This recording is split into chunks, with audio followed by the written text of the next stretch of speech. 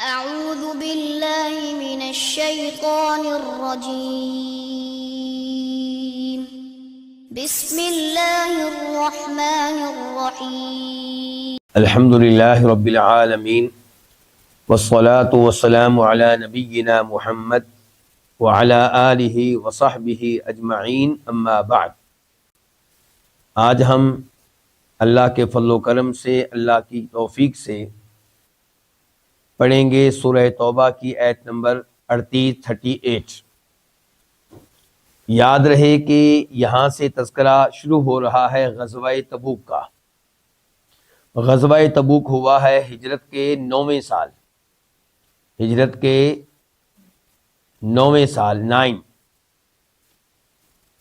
اور مکہ کا فتح ہوا تھا ہجرت کے 8ویں سال 8۔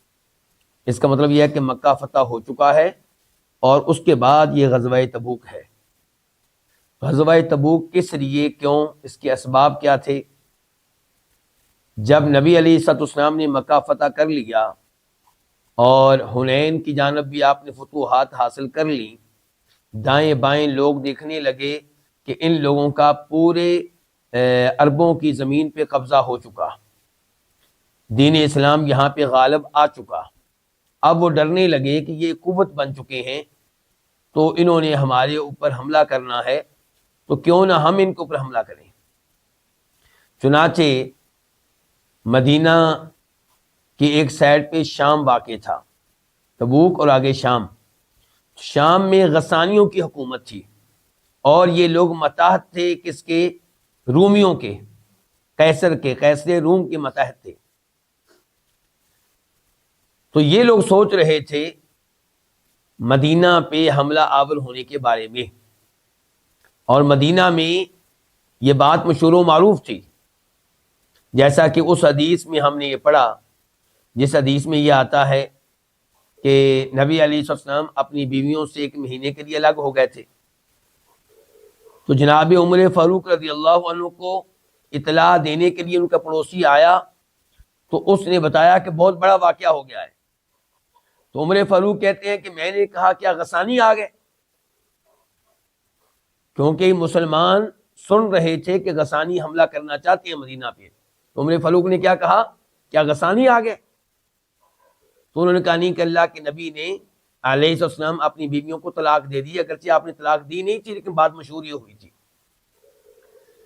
تو نبی علیہ السلام کی حکمت عملی یہ تھی کہ پہلے اس کے کہ وہ ہمارے اوپر حملہ کریں، ہم ان کے اوپر حملہ کرتے ہیں۔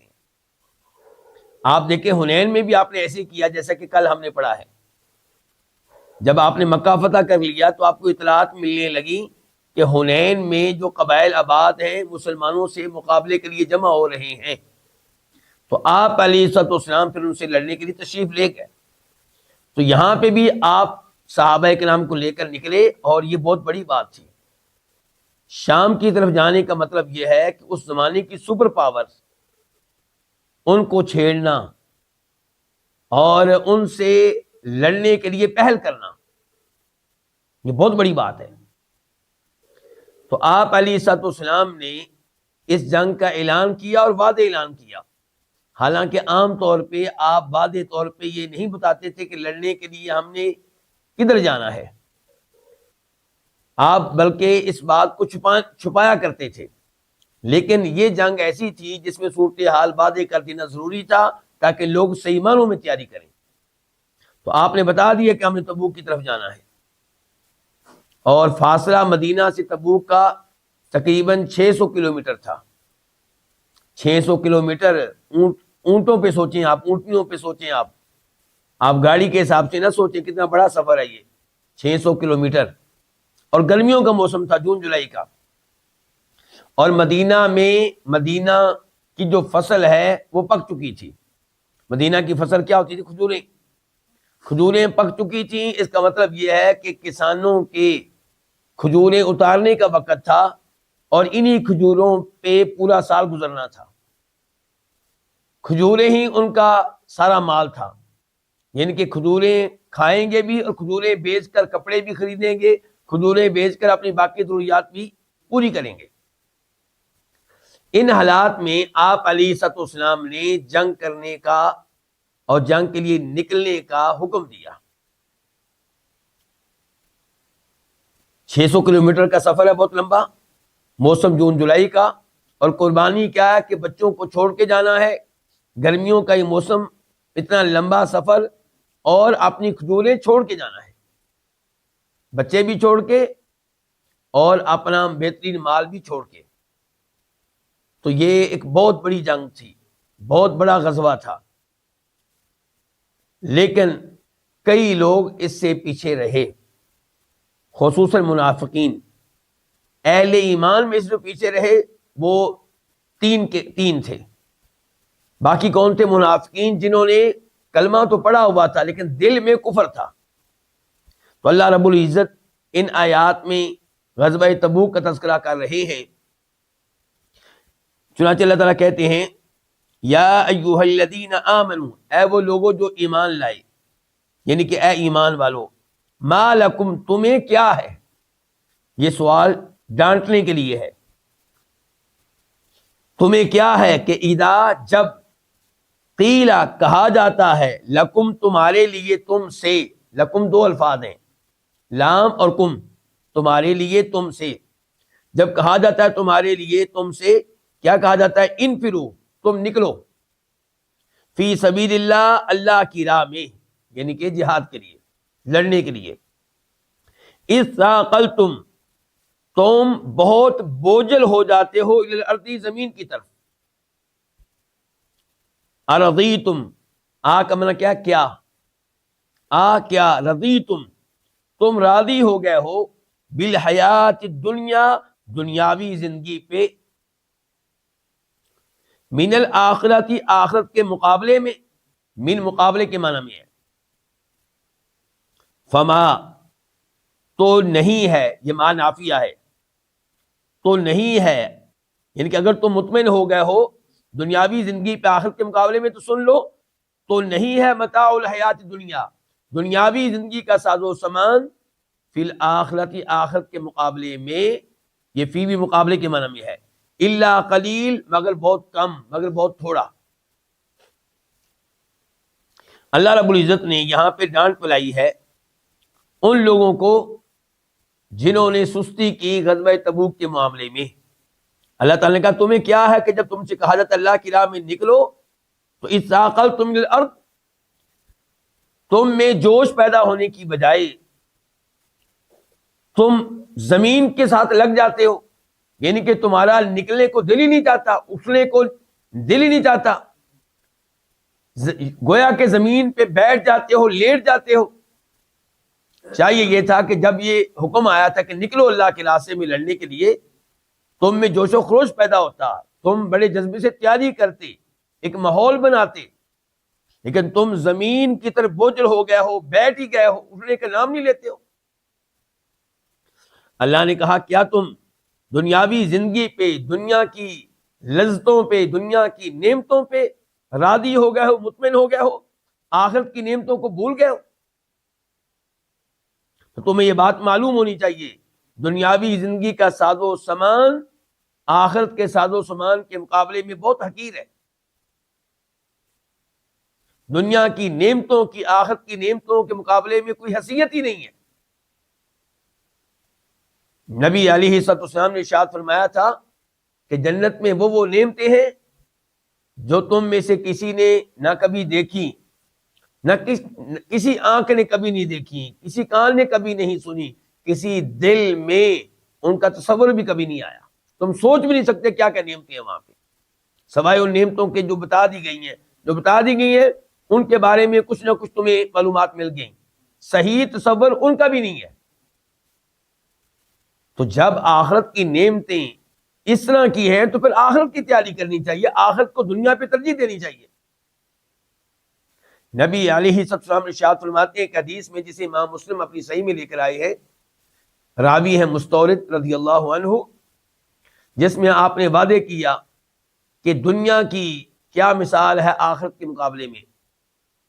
فرمایا یہ ایسے ہی ہے کہ آخرت کیا ہو، ایک سمندر، گویا کہ آخرت کیا ہے، ایک سمندر، اور اس کے مقابلے میں کوئی آدمی اپنی انگلی سمندر میں ڈالے اور باہر نکالے، تو یہ جو پانی ہے جو انگلی کے ساتھ لگ کر باہر آیا ہے، اس پانی کی کیا حیثیت ہے اس وسیع و عریض سمندر کے سامنے؟ کوئی حیثیت ہے؟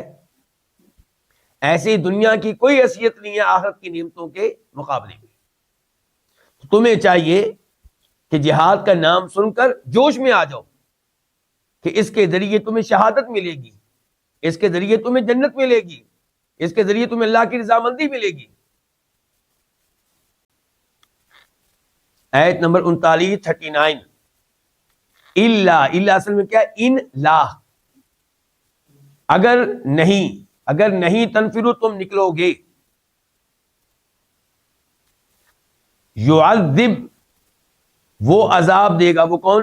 اللہ تعالیٰ، کم تمہیں، عذاب علیما دردناک عذاب، وَيَسْتَبْدِلْ واو کا معنی اور، یستبدل وہ بدل کر لے کر آئے گا، قومن ایسے لوگوں کو، غیرکم جو تمہارے علاوہ ہوں گے، ولا تضروہ ولا اور نہ، تضرو تم ضرر پہنچا سکو گے، نقصان پہنچا سکو گے، ہو اس کو، کس کو؟ اللہ کو، شیئن کچھ بھی، واللہ اور اللہ تعالی، علی کل شیء قدیر ہر چیز پہ قدیر کمال قدرت رکھنے والا ہے، مکمل قدرت رکھنے والا ہے۔ اس آیت کی کیا تفسیر ہے؟ اللہ تعالیٰ نے یہاں پہ وارننگ دی کہ اللہ کے نبی نے اعلان کر دیا کہ نکلو، اب اگر تم نہیں نکلو گے نبی علیہ الصلوۃ والسلام کے ساتھ جہاد کے لیے تو اللہ تعالیٰ تمہیں دردناک عذاب دے گا۔ کہاں دے گا؟ دنیا میں بھی، آخرت میں بھی۔ دنیا میں مثال کے طور پہ تمہیں قتل کیا جائے گا، تمہیں گرفتار کیا جائے گا، اور آخرت میں جہنم کی آگ میں ڈالا جائے گا۔ تو جب جہاد واجب ہو جائے، پھر کوئی جہاد کے لیے نہ نکلے تو پھر اس کو عذاب ہوگا۔ اور اللہ نے کہا کہ اللہ تمہارا محتاج نہیں ہے، جہاد میں شرکت یہ تمہارے لیے اعزاز ہے، تمہارے لیے سعادت ہے، یہ مت سمجھو کہ اللہ تمہارا محتاج ہے۔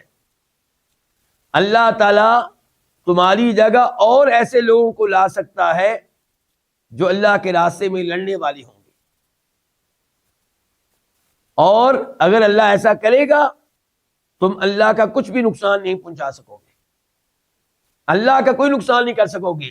اللہ تمہاری جگہ کسی اور قوم کو لے آئے یا اللہ تعالیٰ تمہیں سزا دے، تم اللہ کا کوئی نقصان نہیں کر سکو گے۔ اور اسی طرح جہاد نہ کر کے بھی تم اپنا نقصان کر رہے ہو، اللہ کا کوئی نقصان نہیں کر سکو گے۔ اللہ کسی اور قوم کو لے آئے گا، اللہ ان سے کام لے لے گا۔ اور اللہ تعالیٰ ہر چیز پہ قدرت رکھنے والا ہے۔ اللہ اس چیز پہ قدرت رکھنے والا ہے کہ تمہیں عذاب دے، اللہ اس چیز پہ قدرت رکھنے والا ہے کہ تمہاری جگہ کسی اور قوم کو لے کر آئے اور انہیں کھڑا کر دے اس دین کی نصرت کے لیے، اس دین کی تائید کے لیے، اور نبی علیہ الصلوۃ والسلام کے ساتھ لڑنے کے لیے۔ اللہ کے لیے کچھ بھی مشکل نہیں ہے۔ آیت نمبر 40 اللہ، یہ بھی پہلے اللہ کی طرح ہے، اصل میں کیا؟ ان لا، ان کا معنی کیا ہوتا ہے؟ اگر، لا نہیں، اگر نہیں تنصرو تم نصرت کرو گے، تم مدد کرو گے، ہو اس کی، کس کی؟ نبی علیہ الصلوۃ والسلام کی، فقط تو تحقیق، پس تحقیق، فا میں نہ پس، فا کا میں نہ پس کر لیں یا تو کر لیں، قد تحقیق یقیناً، ناصرہ مدد کی، ہو اس کی، کس کی؟ نبی علیہ السلام کی، کس نے؟ اللہ نے۔ کب؟ اذ جب، اذ کا معنی کیا ہے؟ جب، اخرجا نکالا، کس نے نکالا؟ اللہ نے، نکالنے والا آگے آ رہا ہے۔ اذ جب اخرجا نکالا، ہو اس کو، کس کو؟ نبی علیہ السلام کو۔ کنہوں نے نکالا؟ الذین کفروا، ان لوگوں نے نکالا جنہوں نے کفر کیا۔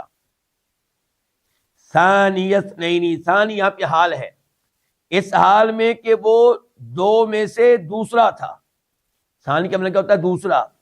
اثنین دو میں سے، جبکہ وہ دو میں سے دوسرا تھا، یعنی کہ ٹوٹل آدمی کتنے تھے؟ دو، اور اللہ کے نبی دو میں سے دوسرے تھے صلی اللہ علیہ وسلم۔ اذ جب ہما وہ دونوں فی الغاری غار میں تھے، اذ جب یقولو وہ کہہ رہا تھا، کون؟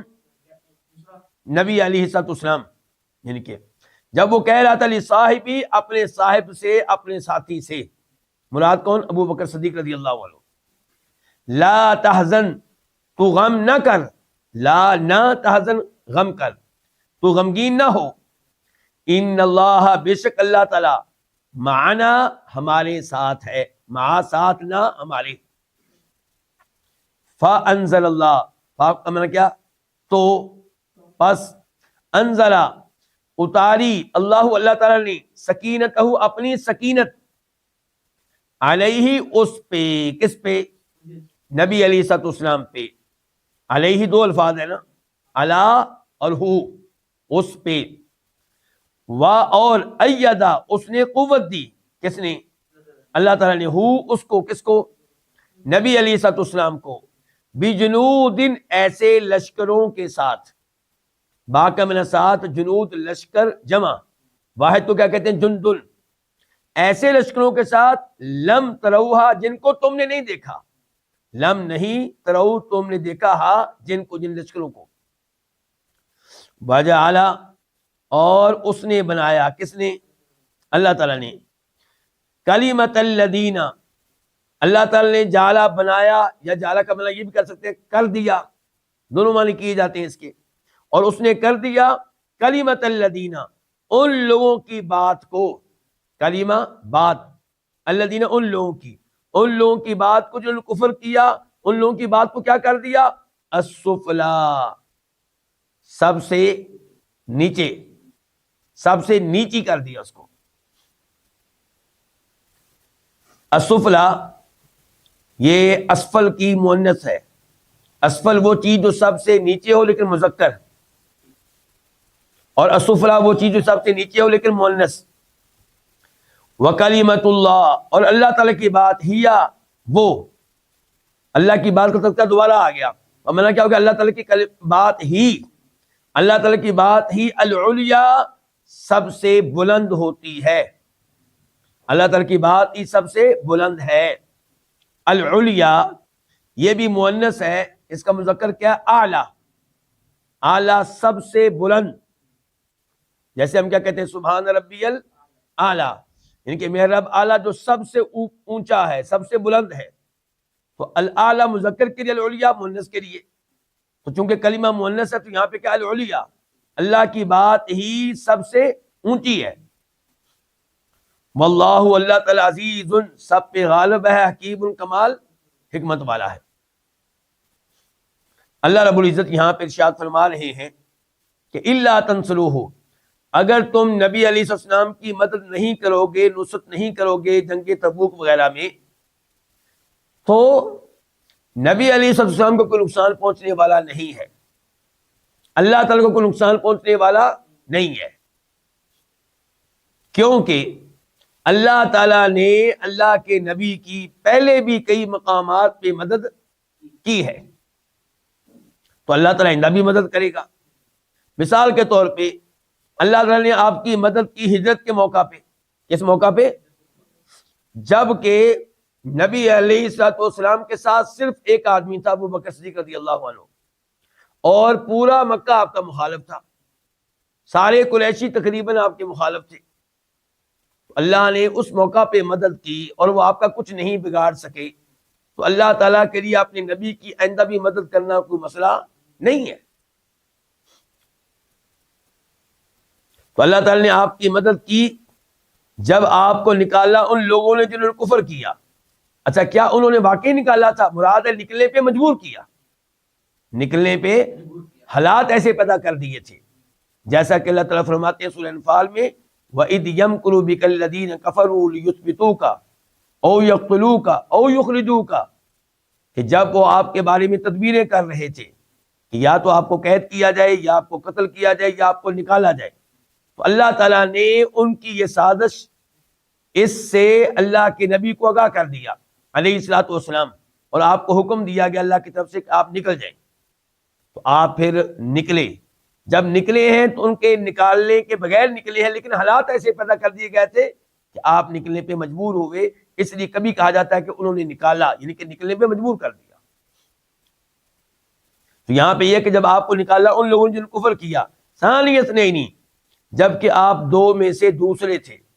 ثانی عربی میں کہتے ہیں دوسرے کو، لیکن جب اس انداز سے الفاظ استعمال ہو ثانی اثنین تو معنی ہوتا ہے پہلا۔ جیسے یہ کہا جائے ثالث ثلاثہ، تین میں سے تیسرا، مراد ہوگا کہ یہ پہلا ہے، یہ تین میں سے یہ پہلا ہے، جس کے بارے میں کہا جا رہا ہے کہ یہ تین میں سے تیسرا ہے، یہ تین میں اصل میں پہلا ہے۔ ایسے رابع اربع، چار میں سے چوتھا، یہ جس کو کہا جا رہا ہے چار میں سے چوتھا، یہ پہلا ہوگا۔ تو اس لیے یہاں پہ مراد کیا کہ آپ پہلے تھے۔ دوسرے کون تھے؟ ابو بکر صدیق رضی اللہ عنہ۔ تو جب آپ کو نکالا ان لوگوں نے جو کفر کیا، ان اہل مکہ نے، جبکہ آپ دو میں سے دوسرے ان کے پہلے تھے، اذہما فی الغار، جبکہ یہ دونوں کہاں تھے؟ غار میں تھے۔ یعنی کہ اللہ نے آپ کی مدد کی کس موقع پہ؟ جب آپ کو کافروں نے نکالا، جبکہ آپ دونوں غار میں تھے۔ غار کون سا غار؟ یہ غار تھا جبل ثور پہ، ثور نامی پہاڑ کے اوپر یہ غار تھا، اس کی چوٹی کے قریب قریب۔ تو وہاں پہ پناہ لی نبی علیہ الصلوۃ والسلام نے اور ابو بکر صدیق رضی اللہ تعالی عنہ نے۔ اور یہ پہاڑ مکہ کے جنوب کی سائڈ پہ تھا، مکہ کی جنوبی سائڈ، جبکہ مدینہ تھا مکہ کی شمالی سائڈ۔ تو آپ نکل کر فوراً مدینہ کے راستے پہ نہیں گئے، کیونکہ آپ کو معلوم تھا کہ یہاں ادھر ہی لوگ آپ کو تلاش کریں گے اور آپ کو گرفتار کرنے کی کوشش کریں گے، اس لیے آپ اس جانب گئے جدھر انہوں نے سوچا نہیں تھا۔ تو آپ جنوب کی طرف گئے، اور اس سے پہلے ابو بکر صدیق رضی اللہ عنہ اور اللہ کے نبی علیہ الصلوۃ والسلام معاہدہ کر چکے تھے ایک آدمی سے کہ وہ 3 راتوں کے بعد وہاں آئے گا اور اونٹنیاں لے کر آئے گا، اور پھر وہ گائیڈ تھا، راستوں کا ماہر تھا، تو وہ ایک مختلف راستے سے ان کو مدینہ لے کر جائے گا۔ تو 3 دن اللہ کے نبی علیہ الصلوۃ والسلام اور ابو بکر غار میں چھپے رہے ہیں اور پورا مکہ تلاش کرتا رہے۔ انعامات کے اعلان کر دیے گئے تھے کہ جو ان دونوں میں سے کسی ایک کو پکڑے گا، نعوذ باللہ مردہ یا زندہ، اسے 100 اونٹ ملیں گے۔ بہت بڑا انعام تھا، تو اس لیے بہت سے لوگ تلاش کرتے رہے، حتیٰ کہ ایسے لوگ جو ماہر ہوتے ہیں، کھوجی جن کو کہا جاتا ہے، جو پہچانتے ہیں پاؤں کے نشانات کو، وہ اس غار تک پہنچ گئے، یہاں تک ان کو کامیابی ملی۔ آگے اللہ رب العزت نے مدد کی کہ وہ غار کے اندر داخل نہیں ہوئے۔ ابو بکر صدیق رضی اللہ تعالی عنہ وہ غار کے اندر سے ان کے پاؤں دیکھ رہے تھے، اور اللہ کے نبی سے کہنے لگے، اللہ کے رسول علیہ الصلوۃ والسلام، اگر یہ لوگ اپنے پاؤں کی طرف دیکھیں تو ساتھ ہی ان کی نگاہ ہمارے اوپر پڑ جائے گی۔ ان کے پریشان تھے ابو بکر، ٹینشن میں مبتلا تھے، لیکن پریشانی کس کے بارے میں تھی؟ اپنے بارے میں نہیں، پریشان تھے نبی علیہ الصلوۃ والسلام کے بارے میں۔ تو اللہ کے نبی نے ان کو حوصلہ دیا علیہ الصلوۃ والسلام اور کہا، لا تحزن ان اللہ معنا، غم نہ کرو، اللہ ہمارے ساتھ ہے۔ اور پھر کہا کہ تمہارا کیا خیال ہے ان 2 کے بارے میں جن کا تیسرا اللہ تعالیٰ ہے؟ یہ بخاری شریف کی حدیث ہے۔ اچھا یہاں پہ غور کیجئے، غم نہ کریں، کیوں غم نہ کریں؟ کہ اللہ ہمارے ساتھ ہے۔ اس کا مطلب ہے کہ پریشان وہ ہو جس کے ساتھ اللہ نہ ہو۔ اس کا مطلب یہ کہ اگر میں اور آپ غموں سے، ٹینشنوں سے نکلنا چاہتے ہیں تو کوشش کریں کہ اللہ ہمارے ساتھ ہو جائے، اور اللہ تب ساتھ ہوگا جب اللہ تعالیٰ کی توحید پہ عمل کریں گے، نمازیں پڑھیں گے، تلاوت کریں گے، اذکار کریں گے۔ یہاں پہ ایک اور چیز نوٹ کیجئے کہ اللہ ہمارے ساتھ ہے۔ یہ کون سی معیت ہے؟ معیت خاصہ، یعنی کہ معیت عامہ یہ تھی کہ اللہ تعالیٰ نبی علیہ الصلوۃ والسلام کے بھی ساتھ تھا، ابو بکر کے بھی ساتھ تھا، اور جو باہر غار کے باہر کھڑے ہوئے تھے مشرکین، اللہ ان کے بھی ساتھ تھا۔ یہ تھی عام معیت، یعنی کہ دیکھنے کے لحاظ سے، سننے کے لحاظ سے، علم رکھنے کے لحاظ سے، قدرت کے لحاظ سے اللہ ان کے بھی ساتھ ہے، ان کے ساتھ بھی ہے۔ پھر ایک ہوتی ہے معیت خاصہ، یعنی کہ مدد کے لحاظ سے، توفیق دینے کے لحاظ سے اللہ تعالیٰ ان دو کے ساتھ تھا، ان کے ساتھ نہیں تھا۔ اچھا، یہاں پہ اللہ کے نبی نے کیا کہا کہ اللہ تعالیٰ میرے ساتھ ہے، یہ کہا کہ اللہ ہمارے ساتھ ہے؟ تو اس کا مطلب یہ کہ اللہ کی خاص معیت صرف نبی علیہ الصلوۃ والسلام کے ساتھ نہیں تھی، بلکہ ابو بکر کے ساتھ بھی تھی رضی اللہ تعالی عنہ۔ آپ غور کریں، موسیٰ علیہ السلام جب بنی اسرائیل کو مصر سے لے کر نکلے تو فرعون اور اس کے لشکروں نے ان کا تعاقب کیا۔ اب آگے تھا سمندر اور پیچھے فرعون کا لشکر بہت بڑا، تو کہنے لگے موسیٰ یہ کیا بنا ہمارا، ہم تو مارے گئے، بہت بڑا لشکر ہے۔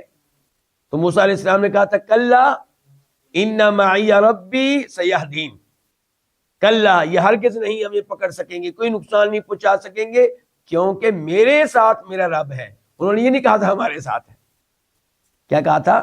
میرے ساتھ ہے۔ اور اللہ کے نبی نے جناب صدیق کو میت میں اپنے ساتھ رکھا ہے اور کہا اللہ ہم دونوں کے ساتھ ہے۔ یہ اعزاز ہے کس کا؟ ابو بکر صدیق رضی اللہ عنہ کا، اور یہ اعزاز ابو بکر صدیق کا، اسی لیے ان کو کہتے ہیں یار غار۔ غار کے اندر آپ کے ساتھ کون کھڑے تھے؟ جناب صدیق۔ مشکل ترین سفر میں، مشکل ترین لمحات میں آپ نے اپنے ساتھ صحابہ کرام میں سے کس کو رکھا ہے؟ ابو بکر صدیق رضی اللہ عنہ کو رکھا ہے۔ اس سے پتا چلا کہ آپ کو سب سے زیادہ اعتماد، سب سے زیادہ محبت جناب صدیق کے ساتھ تھی۔ اور اللہ تعالی نے کیا کہا؟ اذ یقول لصاحبہ، جب اللہ کے نبی اپنے صاحب سے کہہ رہے تھے، تو ابو بکر کا صحابی ہونا تو قرآن سے معلوم ہوا، حدیث سے بھی معلوم ہوتا، لیکن قرآن نے کہہ دیا کہ صحابی ہیں۔ اور صاحب عام ساتھی کو نہیں کہا جا رہا، خاص ساتھی، یہ کہ جس نے زندگی کے بہترین اوقات اللہ کے نبی کے ساتھ گزارے ہوں علیہ الصلوۃ والسلام، تو آپ جو تھے اللہ کے رسول کے خاص صحابی تھے۔ لصاحبہ، پھر بھی کوئی کہے کہ یہ مرتد تھے تو یہ الفاظ بہت ہی خطرناک ہیں۔ فانزل اللہ سکینۃ علیہ، اللہ تعالیٰ نے آپ پہ اپنی سکینت نازل فرمائی۔ یہ کون سی سکینت ہے؟ خاص سکینت، ورنہ پہلے بھی نبی علیہ الصلوۃ والسلام پرسکون تھے، لیکن اللہ نے خاص سکینت آپ پہ نازل فرمائی۔ وَأَيَّدَهُ بِجُنُودٍ لَّمْ تَرَوْهَا، اور آپ کو قوت دی ایسے لشکروں کے ساتھ جن کو تم نہیں دیکھ سکے۔ وہ کیا تھے؟ فرشتے۔ کچھ لوگ کہتے ہیں کہ وہاں پہ مکڑی نے جالا بن دیا تھا، جس کی وجہ سے مشرکین کہنے لگے کہ ادھر غار کے اندر کوئی نہیں ہوگا، کیونکہ غار کے اندر کوئی گیا ہوتا تو مکڑی کا جالا نہ ہوتا یہاں پہ۔ لیکن یہ مکڑی کے جالا بننے والی روایت صحیح حدیث سے ثابت نہیں ہے۔ ایسے کبوتری کا جو واقعہ بیان کیا جاتا ہے وہ بھی ثابت نہیں ہے۔ اللہ تعالیٰ نے کیا کیا؟ ان لوگوں کی بات کو جنہوں نے کفر کیا، کیا کر دیا؟ نیچا کر دیا، سب سے نیچے کر دیا اس بات کو، یعنی کہ اس کو مغلوب کر دیا۔ یعنی کہ شرک کی جو دعوت ہے، کفر کا جو پیغام ہے، وہ مغلوب ہوا، اسے شکست ہوئی، اور اللہ تعالیٰ کی بات ہمیشہ بلند رہتی ہے، اللہ کی بات ہمیشہ غالب رہتی ہے۔ یعنی کہ مسلمان ممکن ہے کسی جنگ میں شکست کھا جائیں، اسلام شکست نہیں کھاتا۔ اسلام غالب ہے اپنے دلائل کے لحاظ سے، اپنے براہین کے اعتبار سے۔ واللہ عزیز الحکیم، اللہ سب پہ غالب ہے۔ چنانچہ اللہ نے یہاں پہ اپنا غلبہ دکھایا، پورا مکہ اللہ کے نبی کا کچھ بگاڑ نہیں سکا۔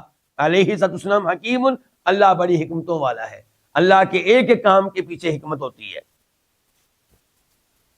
تو ان دو آیات میں پیغام دیا گیا ہے لوگوں کو کہ نبی علیہ السلام کا اگر لڑائی میں ساتھ نہیں دو گے، نمبر ایک اللہ تمہیں دردناک عذاب دے گا، نمبر دو اللہ تمہارا محتاج نہیں ہے، اللہ کے نبی بھی تمہارے محتاج نہیں ہے علیہ السلام۔ اللہ کے لیے کچھ مشکل نہیں کہ اللہ تمہاری جگہ ایسے لوگوں کو لے کر آئے جو اللہ کے نبی کے ساتھ کھڑے ہو کے لڑیں۔ اور پھر یہ بتایا کہ اللہ تعالیٰ ایسے ہی ساتھ دے گا اپنے نبی کے جیسے اللہ نے پہلے ساتھ دیا ہے۔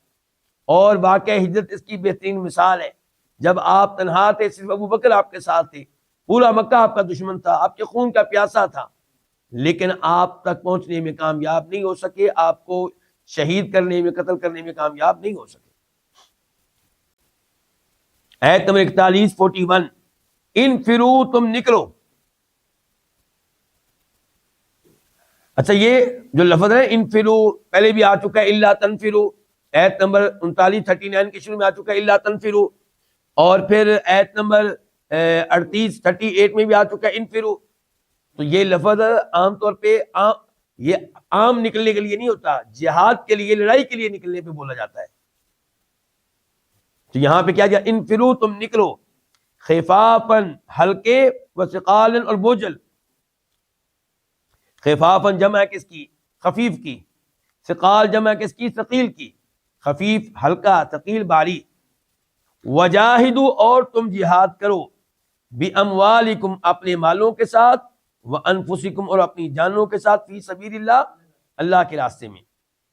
ذالکم یہ، خیر بہتر ہے، لکم تمہارے لیے، ان اگر کنتم تعلمون تم ہو علم رکھتے، کنتم تم ہو تعلمون علم رکھتے۔ اس آیت میں، آیت نمبر 41 میں اللہ تعالیٰ نے کہا تم نکلو، تو اس سے پتہ چلا کہ جنگ تبوک کے لیے نکلنا ہر ایک کے اوپر فرض تھا۔ تو یہ کیا تھا؟ فرض عین۔ ایک ہوتا ہے فرض کفایہ، یعنی کہ ایک کام کا حکم دیا گیا، چند لوگ کر لیں باقی نہ بھی کریں کوئی مسئلہ نہیں۔ مثال کے طور پہ نماز جنازہ، اگر نماز جنازہ چند لوگ ادا کریں باقی لوگ نہ ادا کریں تو ان کو گناہ نہیں ملے گا۔ کوئی بھی ادا نہ کرے نماز جنازہ، سب کو گناہ ملے گا۔ لیکن ایک چیز ہوتی ہے فرض عین، جیسے 5 وقت کی نمازیں ہیں، یہ ہر ایک نے ادا کرنی ہے، یہ نہیں کہہ سکتے چند ایک نے ادا کر لیے تو کافی ہو گیا۔ تو اور یہ لڑائی جو ہوتی ہے یہ کبھی کیا ہوتی ہے؟ فرض عین، اور کبھی فرض کفایہ۔ جب عام حکم دے دیا جائے نکلنے کا تو پھر یہ فرض عین ہو جاتی، تو یہاں فرض عین تھی۔ انفرو، تم نکلو، خفاف ہلکے، وثقال اور بوجھل۔ اس کا کیا مطلب ہے؟ یعنی کہ آپ نکلیں، اگر آپ امیر ہیں تب بھی، غریب ہیں تب بھی آپ نکلیں، آپ طاقتور ہیں تب بھی، کمزور ہیں تب بھی، آپ میں اس کے لیے چستی پائی جاتی ہے، جوش پایا جاتا ہے تب بھی نکلیں، جوش نہیں پایا جاتا تب بھی نکلیں، ہر حال میں نکلیں۔ اور پھر یہاں پہ مال بھی خرچ کرنا ہے اور جان بھی پیش کرنی ہے، بِأَمْوَالِكُمْ وَأَنفُسِكُمْ فِي سَبِيلِ اللَّهِ، اور فرمایا یہ تمہارے لیے بہتر ہے اگر تمہیں علم ہو جائے، یعنی کہ اگر تم جان سکو کہ تمہارے لیے بہتر ہے تو یہ تمہارے لیے بہتر ہے۔ کیسے بہتر ہے؟ اللہ راضی ہوگا۔ کیسے بہتر ہے؟ اللہ تمہاری زندگیوں میں، تمہاری اولاد میں، تمہارے مال میں برکتیں ڈالے گا، ممکن ہے مال غنیمت ملے، عزت ملے، شہادت ملے، تو تمہارے لیے بہتر ہے۔ آیت نمبر 42 42 لو کانا، اگر ہوتا، عرضن، عرضن کا مطلب کیا ہے؟ ساز و سامان۔ اگر وہ ہوتا ساز و سامان، قریباً، قریب، جلدی مل جانے والا۔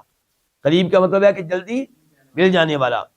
اگر ہوتا قریبی ساز و سامان، وسفرن قاصدن، اور سفر قاصدن کون سا؟ درمیانہ، قاصدن درمیانہ۔ لتبعوا کا 3 الفاظ ہیں، لام کا معنی البتہ، البتہ یقیناً، اتبعوا پیروی کرتے وہ، اتبعوا وہ پیروی کرتے کا تیری، ولیکن اور لیکن، بعودت دور پڑ گیا، علیہم ان پہ، ان کے لیے، الشقۃ فاصلہ، بعودت دور پڑ گئی، علیہم ان پہ، الشقۃ مسافت، وَسَيَحْلِفُونَ، واو کا معنی اور، سین کا معنی عنقریب، اور عنقریب یحلفون وہ قسمیں اٹھائیں گے، باللہ اللہ تعالیٰ کی۔ کیا قسمیں اٹھائیں گے؟ یہ کیا ہے؟ لو، یہ اصل میں کیا ہے؟ وہ تو ملانے کے لیے لب استطاعنا پڑھتے، ورنہ لو ہے۔ لو اگر، استطاعنا ہم طاقت رکھتے، لخرجنا البتہ ہم نکلتے، لام کا معنی کیا ہے؟ البتہ، خرجنا ہم نکلتے، معکم تمہارے ساتھ، یہلکون وہ ہلاک کر رہے ہیں، انفسہم اپنی جانوں کو، واللہ اللہ تعالیٰ یعلم جانتا ہے، انہم کہ بے شک یہ، انہا بے شک ہم یہ، لکاذبون البتہ جھوٹے ہیں، جھوٹ بولنے والے ہیں، جھوٹ کہنے والے ہیں۔ اللہ رب العزت نے یہاں پہ منافقین کے بارے میں کہا. کن کے بارے میں؟ ان منافقین کے بارے میں جو جنگ تبوک سے پیچھے رہے, جنگ تبوک کا حصہ نہیں بنے.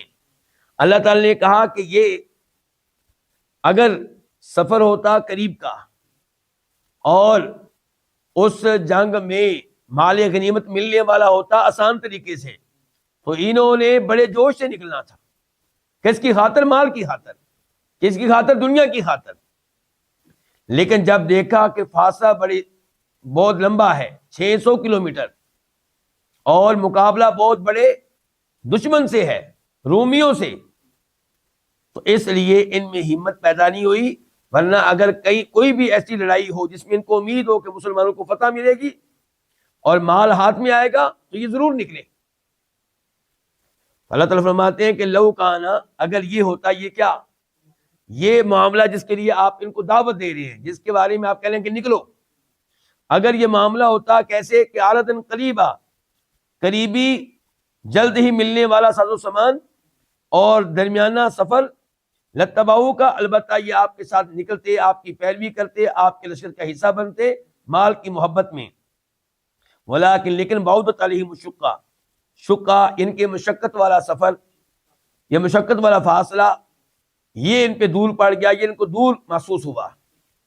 اور ان قریب یہ اللہ کی قسمیں اٹھائیں گے جب واپس آئیں گے. جب تم واپس آؤ گے جنگ سے تو یہ اللہ کی قسمیں اٹھائیں گے کہ اگر ہمارے بس میں ہوتا تو ہم بھی آپ کے ساتھ نکلتے, لیکن ہمارے اتنے مجبوریاں تھیں کہ جس کی وجہ سے نکلنا ممکن نہیں تھا. اگر یہ مجبوریاں نہ ہوتی تو ہم نے ضرور نکلنا تھا تمہارے ساتھ. اللہ تعالیٰ نے کہا یہلکون انفسہم, یہ جھوٹی قسمیں اٹھائیں گے اور اپنے آپ کو ہلاک کر رہے ہیں, کسی اور کو نہیں.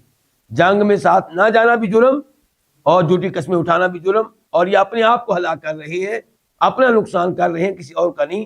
اور اللہ جانتا ہے کہ یہ اپنی قسموں میں جھوٹے ہیں, اپنی باتوں میں جھوٹے ہیں. ایت نمبر 43 عافا, معاف کر دیا, اللہ تعالیٰ نے ان کا تجھے, ان کا تجھ سے, ان سے کا تجھ, لما کیوں, لما اصل میں کیا تھا, لام الگ اور ما الگ, ما لام کے لیے اور ما کس لیے, لیکن جب ما کے اوپر یہ داخل ہوا لام اور سوالیہ انداز ہوا تو اس الف کو حذف کر دیا گیا. تو معنی کیا ہے, لما کا کیوں, کس لیے.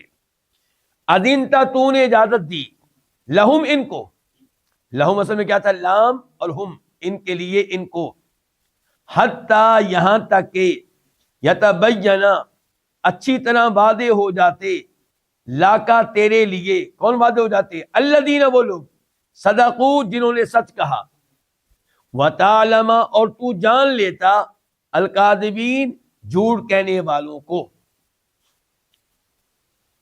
اللہ رب العزت نبی علیہ الصلوۃ والسلام سے کس قدر محبت کرتا ہے, نبی علیہ الصلوۃ والسلام کا مقام و مرتبہ اللہ کی نگاہوں میں کتنا بلند ہے کہ آپ دیکھیں کہ اللہ نے ایت کا آغاز اس سے کیا ہے کہ اللہ نے آپ کو معاف کر دیا. معاف کیا ہوا کیا ہے وہ بعد میں بتایا. یعنی کہ عام طور پہ کیا ہوتا ہے, میں اپنے شاگرد سے کہوں گا کہ تیری یہ غلطی ہے, تو نے غلط کیا, ممکن ہے آخر میں کہوں کہ معاف کر دیا, ممکن ہے, لیکن پہلے الفاظ یہ ہو کہ میں نے آپ کو معاف کیا. اس سے پتا چلا کہ اللہ کے نبی کا مقام و مرتبہ اللہ کی نگاہوں میں کتنا عظیم ہے. اللہ نے کہا عفا اللہ عنک, اللہ نے آپ کو معاف کر دیا. مسئلہ کیا ہے, ہوا کیا ہے, وہ آگے بتایا. آپ نے ان کو کیوں اجازت دی, ان منافقین کو, یہ جنگ سے پہلے آپ کے پاس آتے رہے, بہانے اپنے پیش کرتے رہے, اور آپ ان کی باتوں پہ یقین کر کے ان کو رخصت دیتے رہے, چھٹی دیتے رہے, اجازت دیتے رہے. آپ نے ایسا کیوں کیا؟ انہوں نے بہانہ پیش کیا تھا, آپ خاموش ہو جاتے, آپ فوری طور پہ اجازت نہ دیتے, حتیٰ کہ ان کا معاملہ واضح ہو جاتا, پتہ چل جاتا کہ کون سچا ہے اور کون جھوٹا ہے, اجازت مانگنے والوں میں کس کا عذر حقیقی ہے اور کون جھوٹ بول رہا ہے اور اس کا عذر درست نہیں ہے. یہ معاملہ واضح ہو جانے تک آپ کو اجازت نہیں دینی چاہیے تھی.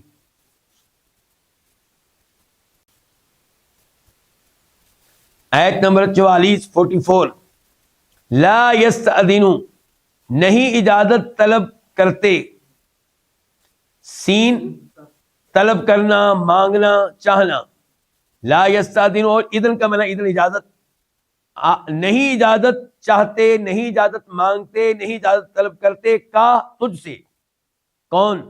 الذین وہ لوگ، یؤمنون جو ایمان لاتے ہیں، باللہ اللہ تعالیٰ پہ، والیوم الآخر اور روز آخرت پہ، اخروی دن پہ۔ کس معاملے میں اجازت طلب نہیں کرتے؟ ان یجاہدوا، اس میں کہ وہ جہاد کریں، باموالہم اپنے مالوں کے ساتھ، وانفسہم اور اپنی جانوں کے ساتھ، واللہ اللہ تعالی علیم خوب جاننے والا ہے، بالمتقین تقوی اختیار کرنے والوں کو، اہل تقوی کو۔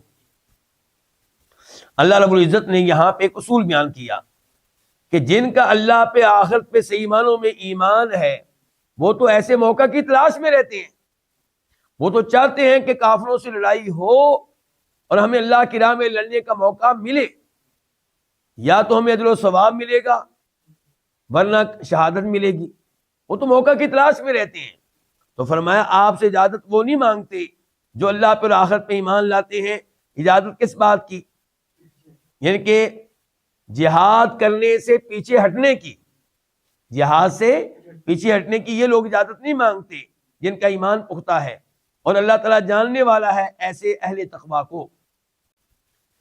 آیت نمبر 45 انما سوائے اس کے نہیں، یا پھر آپ کیا کہیں گے، صرف اور صرف، یستأذنو اجازت طلب کرتے ہیں، اجازت مانگتے ہیں، کا تجھ سے، الذین وہ لوگ، لا یؤمنون جو ایمان نہیں لاتے، باللہ اللہ تعالیٰ پہ، والیوم الآخر اور روز آخرت پہ، ورتابت واو کا معنی اور، ارتابت یہ ریب ان سے ہے، اور شک میں پڑ گیا، قلوبہم جن کے دل، قلوب جمع ہے قلب کی، قلب ایک دل، فہم پس وہ، فی ریبہم اپنے شک میں، یترددون حیران پھرتے ہیں، سرگرداں پھرتے ہیں۔ اللہ نے پہلی آیت میں بتایا کہ سچے اہل ایمان اجازت نہیں مانگتے الا یہ کہ ان کا کوئی حقیقی عذر ہو، اور اب بتایا کہ اجازت مانگنے والے صرف اور صرف وہ لوگ ہیں جن کا اللہ پہ ایمان نہیں۔ اللہ پہ ایمان ہو تو اجازت نہ مانگیں، اللہ سے ڈریں، اور ایسے موقع کو غنیمت جانیں اللہ کو راضی کرنے کے لیے۔ آپ سے اجازت وہ مانگتے جن کا آخرت پہ ایمان نہیں ہے، آخرت پہ ایمان ہوتا ہے اجازت نہ مانگتے، ان کو پتا ہوتا کہ روز قیامت اللہ نے پوچھ لیا تو کیا جواب دیں گے، اور وہ تو چاہتے کہ ہمیں موقع ملے تاکہ ہمیں جنت مل سکے۔ اجازت مانگنے والے وہ ہیں جن کا اللہ اور آخرت پہ صحیح معنوں میں ایمان نہیں ہے، چاہے وہ ایمان کا دعویٰ کرتے ہیں، منافقین ہیں۔ ورتابت قلوبہم اور ان کے دل شک میں پڑے ہوئے ہیں، دین کے معاملے میں، اللہ کے رسول کے معاملے میں علیہ الصلوۃ والسلام۔ کبھی دل میں آتا ہے ممکن ہے دین سچا ہو، اور کبھی نہیں، کبھی دل میں آتا ہے ممکن ہے یہ رسول سچے ہوں، کبھی نہیں۔ تو یہ ہے اجازت مانگنے والے، تو یہ اپنے شک میں حیران پھرتے ہیں، کبھی ادھر کبھی ادھر، کوئی منظر مقصود متعین نہیں ہے۔ آیت نمبر 46 ان پچھلی دو آیات سے پتا چلا کہ ایمان کتنی بڑی نعمت ہے۔ ایمان آپ کو اٹھاتا ہے گھر سے فجر کی نماز پڑھنے کے لیے، ایمان آپ کو ابھارتا ہے رمضان کے روزے رکھنے کے لیے چاہے جون جولائی ہو، اور ایمان نہیں ہے تو آپ نماز کیوں پڑھیں، ایمان نہیں ہے تو آپ تلاوت کیوں کریں، پھر جوش ہی پیدا نہیں ہوگا۔ تو ایمان بہت بڑی قوت ہے، بہت بڑی طاقت ہے۔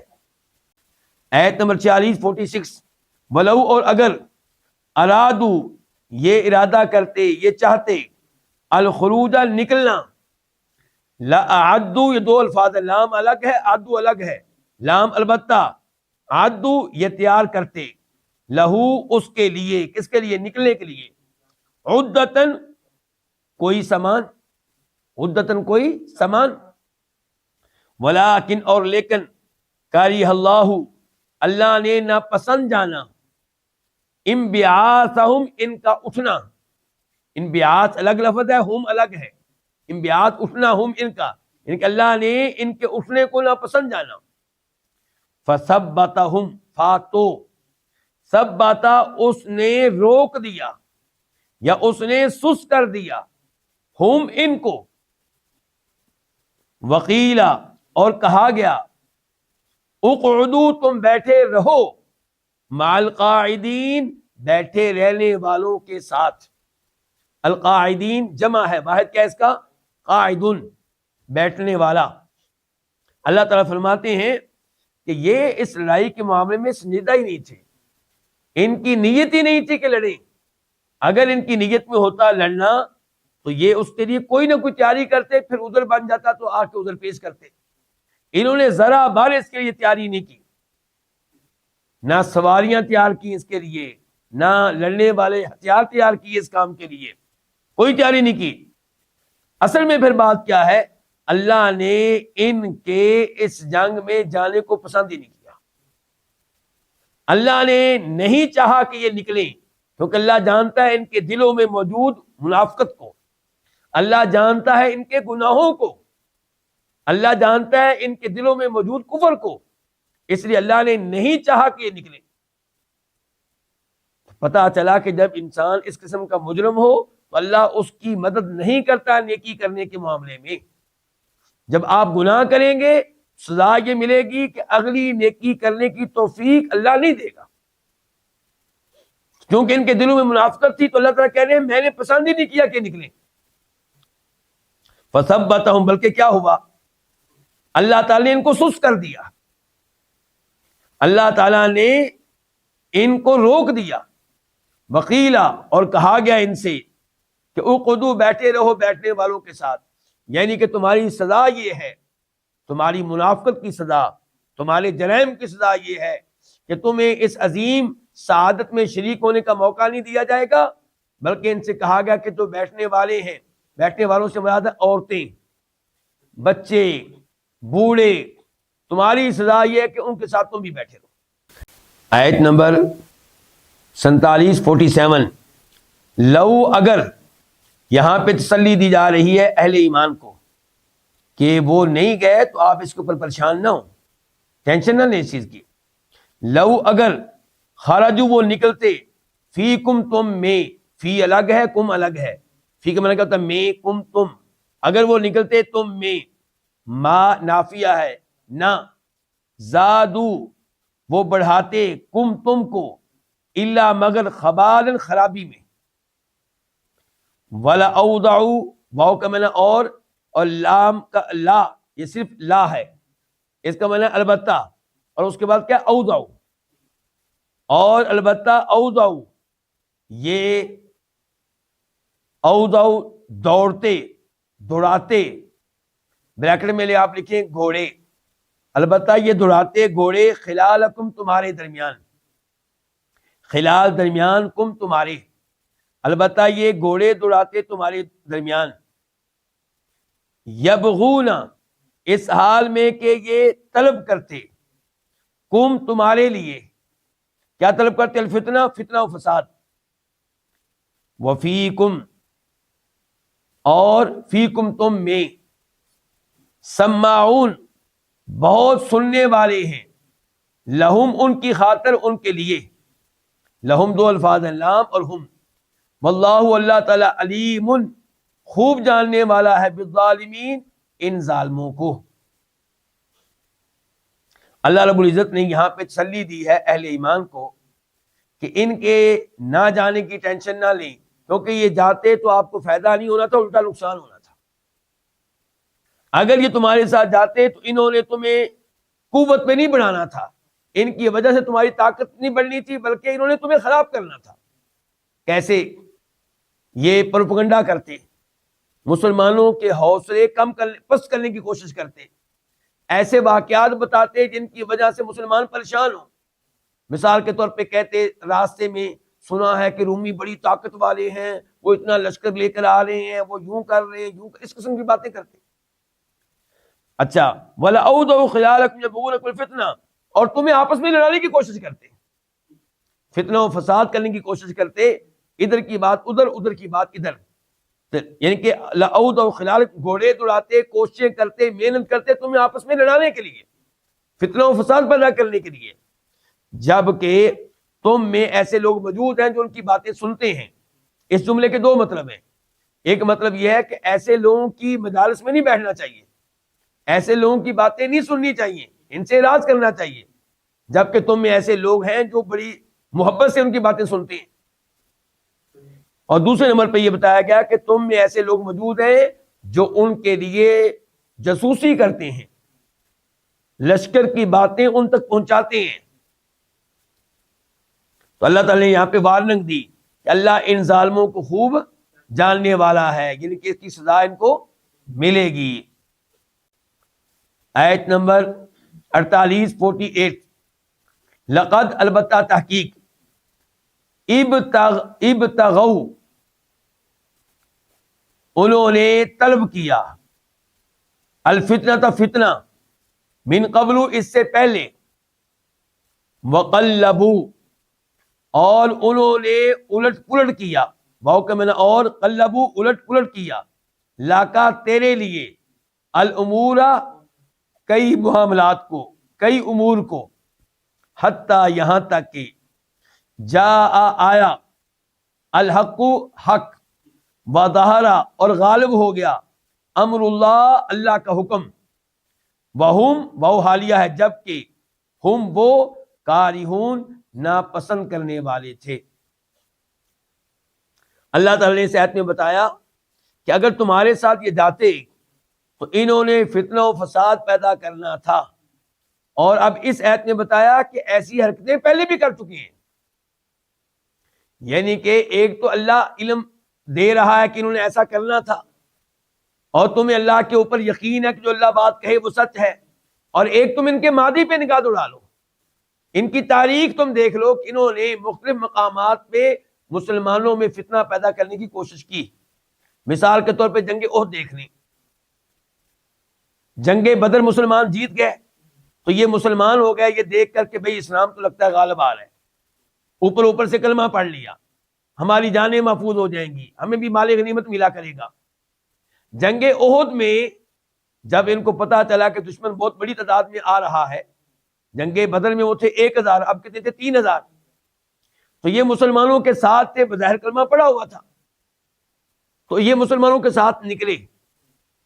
جب نبی علیہ الصلوۃ والسلام مدینہ سے احد پہاڑ کی طرف جانے کے لیے آدھے راستے میں پہنچے تو عبداللہ ابن ابی منافقوں کا سردار اپنے 300 ساتھی لے کر الگ ہو گیا کہ ہم تمہارے ساتھ نہیں لڑیں گے کیونکہ ہمارا مشورہ نہیں مانا گیا، ہماری رائے یہ تھی کہ لڑائی مدینہ شہر کے اندر رہ کر لڑی جائے، اور چند جذباتی نوجوانوں نے مشورہ دیا کہ باہر لڑی جائے، آپ نے ان کی بات مانی ہے، ہم واپس جا رہے ہیں۔ بندہ پوچھے اگر معاملہ یہ تھا تو مدینہ سے ساتھ نکلے کیوں تھے؟ لیکن یہ مسئلہ نہیں تھا، بس لڑنے سے ڈرتے تھے، لڑنے کو دل ہی نہیں چاہتا تھا، تو اس انداز سے انہوں نے مسلمانوں کا دل توڑا۔ اگر شروع سے نہ نکلتے تو شاید اتنا نقصان نہ ہوتا، لیکن ساتھ نکلے اور پھر یہ انداز اختیار کیا، اس سے جو سچے مسلمان تھے ان کے دل ٹوٹے، ان کے حوصلے پست ہوئے۔ اسی طرح انہوں نے واقعہ افک جو ہے کہ سیدہ عائشہ رضی اللہ عنہ پہ تہمت لگائی، اور کثرت سے اس میں منافقین شامل تھے، مسلمان تو 2-3 تھے جو اس غلط فہمی میں مبتلا ہوئے، ورنہ باقی لوگ جو تھے سب منافقین تھے۔ سیدہ عائشہ پہ تہمت لگائی نعوذ باللہ بدکاری کی، تو اس طرح مسلمانوں میں فتنہ و فساد پیدا کیا۔ ایسے کئی مقامات آئے ہیں۔ انہوں نے مسجد زرار بنائی تھی، مسجد قباء کے قریب مسجد زرار بنائی تھی، اور اس کا افتتاح بھی نبی علیہ السلام سے کروانا چاہتے تھے۔ مقصد ان کا یہ تھا کہ یہاں پہ ہم کو جو ہمارے ہم خیال ہیں، ہمیں بیٹھنے کا موقع ملے گا، ہمارا یہ اڈا بن جائے گا، ہم یہاں بیٹھ کے مسلمانوں کے خلاف سازشیں کیا کریں گے۔ تو اللہ تعالیٰ کہتے ہیں کہ انہوں نے اس سے پہلے بھی فتنہ طلب کیا اور آپ کے کئی امور کو الٹ پلٹ کیا، یہاں تک کہ حق آ گیا اور اللہ کا معاملہ واضح ظاہر ہو گیا، یعنی کہ مکہ فتح ہو گیا۔ مکہ فتح ہوا ہے تو یہ تب بھی اسلام کی شان کو ناپسند کرنے والے تھے، ان کے ناپسند کرنے کے باوجود اللہ کا دین غالب ہو گیا، حق غالب ہو گیا۔ تو آیت نمبر 49 وَمِنْهُمْ اور ان میں سے کچھ، من تبیزیہ یہ بعض کچھ کا معنی، اور ان میں سے کچھ وہ ہیں، یا ان میں سے کوئی وہ ہے، ان میں سے کوئی کس کا معنی من تبیزیہ کا، ان میں سے کوئی وہ ہے من یقول جو کہتا ہے اذن تو اجازت دے، لی مجھ کو، لام اور یا مجھ کو، ولا تفتنی اور تو مجھے فتنے میں نہ ڈال، یعنی کہ لا تفتن یہ لفظ الگ ہے اور نی الگ ہے، نون اور یا کا معنی کیا مجھے، ولا تفتنی اور تو مجھے فتنے میں نہ ڈال، الا خبردار، یہ حرف تنبیہ ہے، خبردار، اٹینشن، دھیان سے بات سنو، خبردار، فی الفتنہ سقطوا فتنے میں ہی سقطوا وہ گر چکے، وَإِنَّ جَهَنَّمَ اور بے شک جہنم لَمُحِيطَةٌ البتہ احاطہ کرنے والی ہے، گھیرنے والی ہے، بالکافرین ان کافروں کا احاطہ کرنے والی ہے۔ اس آیت کی کیا تفسیر ہے؟ اللہ تعالیٰ نے بتایا کہ ان منافقین میں سے کچھ ایسے ہیں جو آ کے آپ سے کہتے رہے کہ مجھے اجازت دے دیں اور مجھے اجازت دے کر فتنے سے بچا لیں، اگر آپ نے اجازت نہ دی تو میں فتنے میں واقع ہو جاؤں گا۔ اس فتنے سے کیا مراد ہے؟ اس کی دو تفسیریں ہیں۔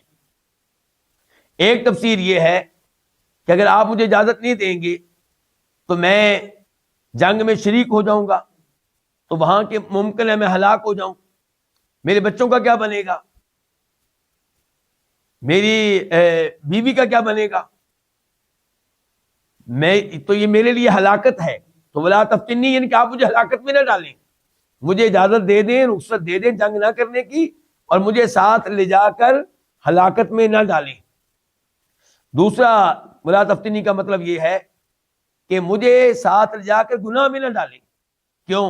لڑائی ہونی ہے رومیوں سے، اور رومیوں کی عورتیں بڑی خوبصورت ہوتی ہیں، تو میں ان عورتوں کو دیکھ کے صبر نہیں کر سکوں گا، ممکن ہے مجھ سے کوئی گناہ ہو جائے۔ اور یہ دونوں تفسیریں صحیح ہیں۔ تو ان میں سے کوئی ایسا ہے جو کہتا ہے کہ مجھے اجازت دے دیں ولا تفتنی، اور مجھے فتنے میں نہ ڈالیں، مجھے ہلاکت میں نہ ڈالیں، مجھے گناہ میں نہ ڈالیں۔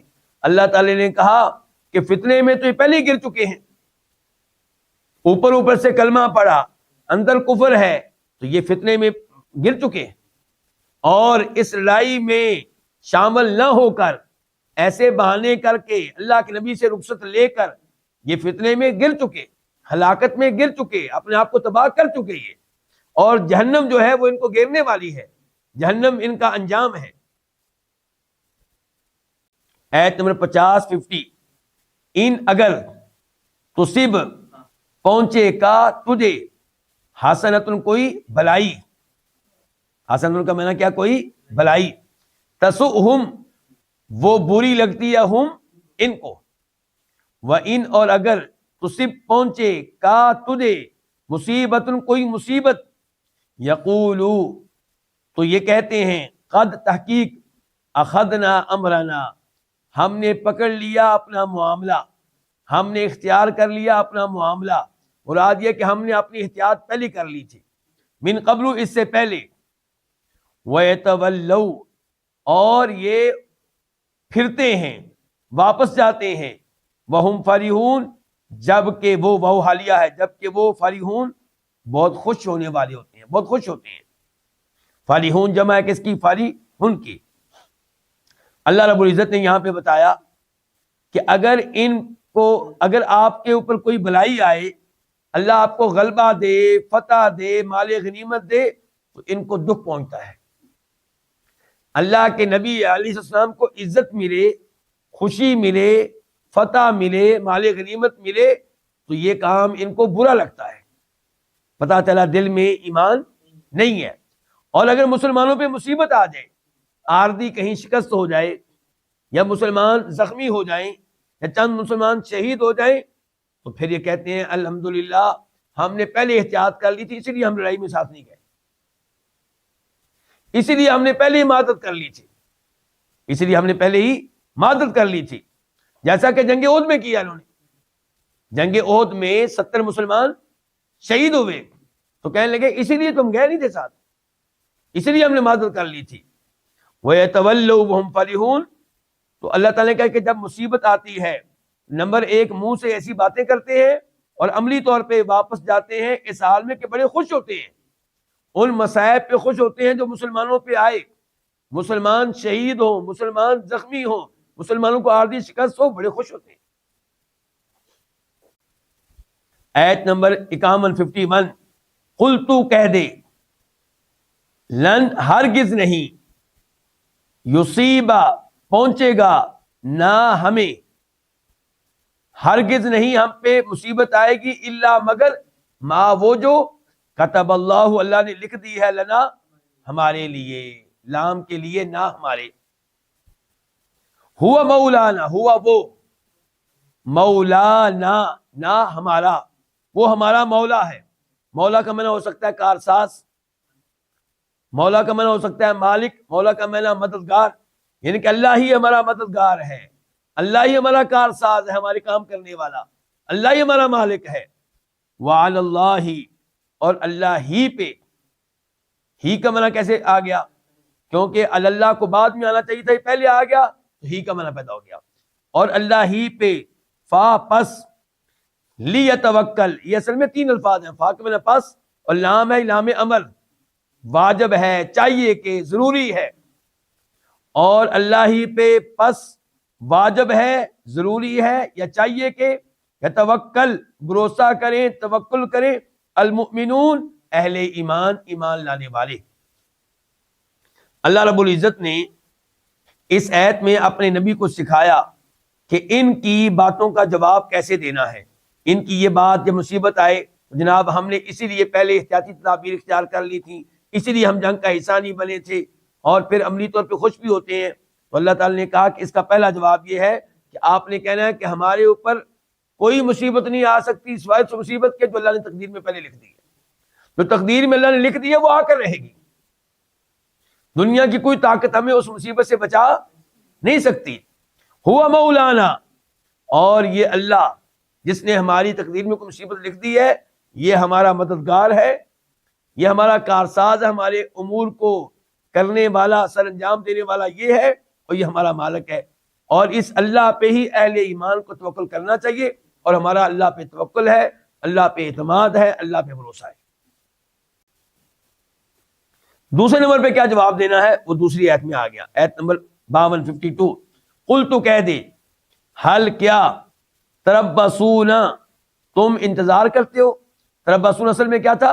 تتربصون، 2 تا تھی، کہہ دیجئے کیا، تربصون تم انتظار کر رہے ہو، بنا ہمارے بارے میں، با الگ ہے، نا الگ ہے، ہمارے ساتھ، ہمارے حق میں، ہمارے بارے میں تم انتظار کر رہے ہو، بلکہ آگے الا آ گیا نا، تو اب حال کا معنی ہوگا نہیں، کیونکہ آگے کیا آ گیا؟ الا، تو کہہ دے کہ نہیں تم انتظار کر رہے ہو بنا ہمارے متعلق، ہمارے بارے میں، الا مگر احدا الحسنیین، 2 اچھائیوں میں سے ایک کا، احدا ایک، الحسنیین یہ تثنیہ ہے، مثنیٰ ہے، اس کا واحد کیا ہوتا ہے؟ الحسنہ، یہ پہلے ہم نے پڑھا آج، الحسنہ نہیں، الحسنہ آج ہم نے نہیں پڑھا، الحسنہ یہ کیا؟ یہ مؤنث ہے کس کا؟ الاحسن کا، الاحسن وہ آدمی جو سب سے اچھا ہو، الحسنہ وہ عورت جو سب سے اچھی ہو، کوئی بھی مؤنث چیز جو سب سے اچھی ہو۔ تو اللہ تعالی نے کہا کہ آپ کہہ دیں کہ نہیں تم انتظار کر رہے ہو ہمارے بارے میں مگر 2 سب سے اچھی چیزوں میں سے ایک کا، وَنَحْنُ، اور ہم، نتربص انتظار کر رہے ہیں، بکم تمہارے بارے میں، اَن یصیبکم اللہ، ان کے یصیبہ پہنچائے، کم تمہیں، اللہ تعالیٰ، بعذاب کوئی عذاب، من عندہ اپنی طرف سے، او یا بایدینا ہمارے ہاتھوں کے ساتھ، ہمارے ذریعے، با کا معنی ساتھ، ایدی ہاتھ، نہ ہمارے، فتربصوا بس تم انتظار کرو، یعنی کہ تم ہمارے بارے میں انتظار کرو، انا بے شک ہم، معکم تمہارے ساتھ، متربصون انتظار کرنے والے ہیں۔ پہلی آیت میں بتایا گیا تھا کہ ہمارا تقدیر پہ ایمان ہے، ہمارے اوپر مصیبت صرف وہی آئے گی جو تقدیر میں لکھی ہوئی، کوئی اور مصیبت نہیں آ سکتی۔ دوسرے نمبر پہ تم انتظار کر رہے ہو ہمارے بارے میں کس چیز کا؟ کہ یا تو یہ ان کو شکست ہوگی یا یہ مارے جائیں گے۔ تو فرمایا ان کو بتا دو یہ دونوں چیزیں جن کو تم ہمارے لیے مصیبت سمجھتے ہو ہمارے لیے اعزاز ہیں، ہماری کامیابی ہے، ہمارے لیے سعادت ہیں۔ اگر ہمیں شکست ہوگی تو ہمیں کیا ہوگا؟ شہادتیں ہوگی، شہادتیں ہوں گی تو کیا ہوگا پھر؟ ہمیں یعنی کہ جنت ملے گی، تو ہمارے لیے تو اعزاز ہے۔ ورنہ تمہیں سننے کو یہ ملے گا کہ اللہ نے ہمیں فتح دے دی ہے، ورنہ تمہیں کیا خبر ملے گی ہماری طرف سے؟ اللہ نے ہمیں فتح دے دی ہے۔ اگر اللہ ہمیں فتح دے گا تو ہمارے لیے بہت اچھی چیز ہے، اگر ہمیں شکست ہوگی، شہادت ملے گی، یہ اس سے بھی اچھی چیز ہے۔ تمہیں جن خبروں کا انتظار ہے جو تمہارے پاس آئیں گی دونوں ہمارے حق میں اچھی ہیں، دونوں صورتوں میں ہم کامیاب ہیں، کسی بھی شکل میں ہم ناکام نہیں ہیں۔ اور تمہارے بارے میں ہمیں انتظار یہ ہے کہ اللہ تمہیں عذاب دے گا، یا آسمانوں سے عذاب آئے گا ہمارے سبب کے بغیر، یا پھر اللہ تعالیٰ تمہیں عذاب دے گا ہمارے ذریعے، ہم تمہیں قتل کریں گے۔ بس تم اب انتظار کرو، اب تم انتظار کرو ہمارے بارے میں۔ اب تمہیں ہم نے بتا دیا ہے کہ جن چیزوں کا انتظار کر رہے ہو ہمارے حق میں اچھی، اب انتظار کرو، اور ہم تمہارے انجام کا انتظار کر رہے ہیں۔ آیت نمبر 53 قل تو کہہ دے انفقو تم خرچ کرو، طوعا خوشی سے، او کرہن یا ناخوشی سے، لن ہرگز نہیں، یتقبلا اسے قبول کیا جائے گا، منکم تمہاری طرف سے، تم سے، من سے، کم تمہاری، انکم کیونکہ، انا کیونکہ یا بے شک، کیونکہ کم تم ہو، قومن ایسے لوگ، فاسقین کہ فاسق ہو، نافرمان ہو۔ اس آیت کا مطلب کیا ہے؟ کئی ایسے منافق بھی تھے جو اللہ کے نبی علیہ الصلوۃ والسلام کے پاس آئے اور کہنے لگے کہ جنگ میں ہم نہیں جا سکتے، آپ ہمیں رخصت دے دیں، البتہ مالی طور پہ چندہ دینے کے لیے ہم تیار ہیں، مال دینے کے لیے ہم تیار ہیں۔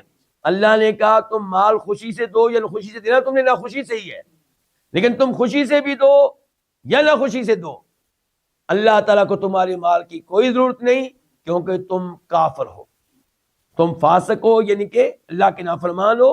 اور فسق کون سا کیا؟ بڑا فسق اکبر، یعنی کہ کفر۔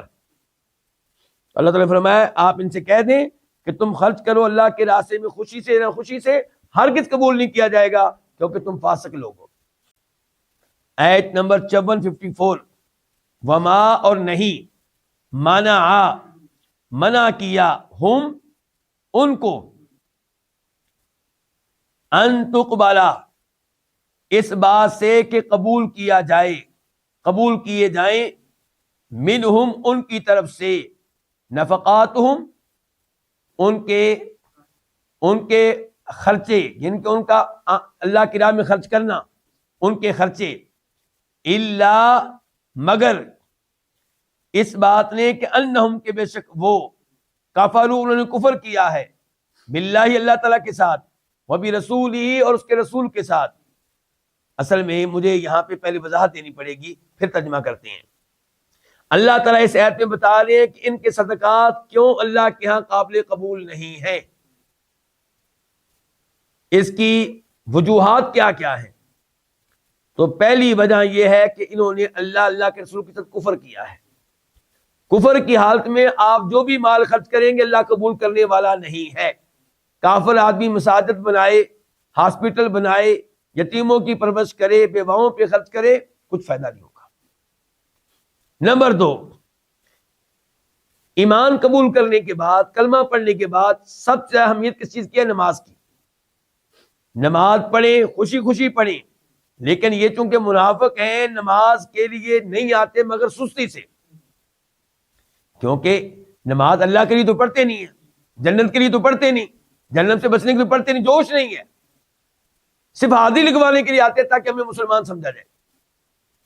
اور تیسرے نمبر پہ جو مال دیتے ہیں وہ بھی نہ چاہتے ہوئے، تاوان سمجھ کر، جرمانہ سمجھ کر۔ اس سے یہ بھی اشارہ ملا کہ زکوٰۃ کو جرمانہ سمجھ کر نہ دیں، اعزاز سمجھ کر دیں، سادہ سمجھ کر دیں۔ تو اب دیکھیں ترجمہ سعد کا، وما اور نہیں، منع ان کو روکا، ان کے لیے رکاوٹ بنا اس بات سے کہ ان کی طرف سے قبول کیے جائیں نفقاتم، ان کے خرچ کیے ہوئے مال، مگر کون سی چیز رکاوٹ بنی؟ الا مگر انہم یہ کہ بے شک وہ جو ہے کفروا، انہوں نے کفر کیا اللہ کے ساتھ، اس کے رسول کے ساتھ، ولا یاتون اور یہ نہیں آتے الصلاۃ نماز میں، الا مگر وہ حالیہ ہے مگر اس حال میں کہ ہم وہ کسالا سست ہوتے ہیں، ولا ينفقون اور وہ نہیں خرچ کرتے، الا مگر وہ پھر حالیہ مگر اس حال میں کہ ہم وہ کارہون ناپسند کرنے والے ہوتے ہیں، کس کو؟ خرچ کرنے کو، نہ چاہتے ہوئے مال ان کو دینا پڑتا ہے۔ تو جو چیز رکاوٹ بنی ہے ان کے دیے ہوئے مال کے قبول ہونے میں، وہ یہ تین جرائم ہیں۔ آگے ایت نمبر 55 اس ایت میں اللہ تعالیٰ یہ باتیں کرتے ہیں کہ آپ جب ان کا مال دیکھیں گے، ان کی اولاد دیکھیں گے، تو آپ کہیں گے کہ شاید اللہ ان کے اوپر راضی ہے، اسی لیے اللہ نے ان کو اتنا مال دیا ہوا ہے، اسی لیے اللہ نے ان کو اتنے پیارے پیارے بیٹے دیے ہوئے ہیں، جوان، صحت مند، طاقتور۔ تو اللہ تعالیٰ نے کہا آپ نے ان کا مال دیکھ کر اور ان کی اولاد دیکھ کر مرعوب نہیں ہونا، متاثر نہیں ہونا، یہ ان اللہ تعالیٰ کے ان کے اوپر راضی ہونے کی دلیل نہیں ہے۔ یہ اولاد اور یہ مال ان کے لیے عذاب ہے، دنیا میں بھی عذاب ہے اور آخرت میں بھی عذاب ہے۔ کیسے عذاب ہیں؟ دنیا میں اس مال کو حاصل کرنے کے لیے یہ پاگلوں کی طرح پھرتے ہیں۔ مسلمان جو ہے اس کو تھوڑا سا بھی مال ملے خوش ہے، مطمئن ہے، اس کی نگاہ جنت پہ ہے، اس کو پتہ ہے اصل میرا مقصد دنیا نہیں ہے، کیا ہے؟ آخرت ہے۔ لیکن ان کا چونکہ آخرت پہ یقین نہیں، اللہ پہ یقین نہیں، اس لیے مال کے پیچھے پاگلوں کی طرح پھر رہے ہوتے ہیں۔ اور پھر جب مال مل جائے پھر ٹینشن کہ اس کو محفوظ کیسے کرنا ہے، کہیں یہ مال میرے ہاتھوں سے نکل نہ جائے، یہ مال کہیں ڈاکہ نہ پڑ جائے، ڈاکہ پڑ جائے تو پھر بھی گھروں میں ماتم۔ تو اس لیے یہ عذاب، یہ اولاد ان کے لیے کیا ہے؟ عذاب ہے۔ یہ مال اور اولاد ان کے لیے کیا ہے؟ عذاب ہے۔ دیکھیں اب، فلا پس نہ تو جب بھلے لگیں کا تجھے اموالہم ان کے مال، ولا اولادہم اور نہ ہی ان کی اولادیں، انما سوائے اس کے نہیں، یرید اللہ اللہ تعالیٰ چاہتا ہے، لی تاکہ، یعذب عذاب دے، ہم ان کو، بہا ان اموال اور ان اولاد کے ساتھ، ان کے ساتھ، فی الحیات دنیا کہاں عذاب دے؟ دنیاوی زندگی میں، وتزہق اور تزہق نکلیں، انفسہم ان کی جانیں، ان کی روحیں، وہم کافرون اس حال میں کہ یہ کفر کرنے والے ہوں۔ یعنی کہ اللہ تعالیٰ نے یہ مال و اولاد ان کو کس لیے دی ہے؟ تاکہ اللہ تعالیٰ اسی مال کو ان کے لیے عذاب بنا دے، اسی اولاد کو ان کے لیے عذاب بنا دے، اور مال اور اولاد کی محبت میں اس قدر یہ ڈوبے رہیں کہ ان کی جان نکلے تو کفر کی حالت میں نکلے، مال ان کے کفر پہ پکا رہنے کا سبب بن جائے، اولاد ان کے کفر پہ جمے رہنے کا، ڈٹ جانے کا سبب بن جائے، تو یہ مال و اولاد ان کے لیے نعمت بالکل نہیں ہے۔ اس لیے مسلمانوں کو کبھی بھی کافروں کی ترقی سے متاثر نہیں ہونا چاہیے۔ ایت نمبر 56 وَيَحْلِفُونَ بِاللَّهِ اور یہ قسم اٹھاتے ہیں، باللہ کس کی؟ اللہ کی۔ کیا قسم اٹھاتے ہیں؟ اِنَّا بے شک ہم وہ یہ، لَمِنْكُمْ یقین الفاظ ہیں، لام کا مطلب کہ البتہ، یقیناً، منکم تم میں سے، من سے کم تم سے، اور وہ اللہ کی قسم اٹھاتے ہیں کیا کہ انا بے شک ہم وہ، لمنکم البتہ تم میں سے ہیں، وما اور نہیں ہے، یہ ما نافیہ ہے، اور نہیں ہے وہ منکم تم میں سے، ولکنہم لیکن یہ قوم ایسے لوگ ہیں یفرقون کہ ڈرتے ہیں۔ اللہ رب العزت نے اس آیت میں وعدے کیا کہ یہ اللہ کی قسمیں اٹھا کے یقین دلاتے ہیں تمہیں کہ ہم بھی مسلمان ہیں، ہم بھی اہل ایمان ہیں، کیونکہ حقیقت میں تو مومن نہیں ہے، اس لیے ایمان کا یقین دلانے کے لیے ان کو اللہ کی قسمیں اٹھانی پڑتی ہیں۔ اللہ تعالی نے فرمایا کہ قسموں پہ اعتبار نہیں کرنا، اللہ بتا رہا ہے کہ یہ تم میں سے نہیں ہے، پھر چکر کیا ہے یا اللہ؟ اگر وہ واقعی مسلمان نہیں ہے تو پھر وہ کیوں کہتے ہیں کہ ہم مسلمان ہیں؟ فرمایا یہ تم سے ڈرتے ہیں، اپنی جانیں محفوظ رکھنے کے لیے، اپنا مال محفوظ رکھنے کے لیے اپنے آپ کو مسلمان ظاہر کرتے ہیں، کہیں ایسا نہ ہو کہ ہمارے ساتھ وہ سلوک کیا جائے جو کافروں کے ساتھ ہوتا ہے۔ آیت نمبر 57 لو اگر یجدون یہ پائیں، باجدہ یجدو اگر یہ پائیں، مل جان کوئی پناہ گاہ، او مغارات یا کسی قسم کی غاریں، او مدخلن یا کوئی گھسنے کی جگہ، لولو لام الگ ہے، ولو الگ ہے، لام کا مطلب کیا ہوگا؟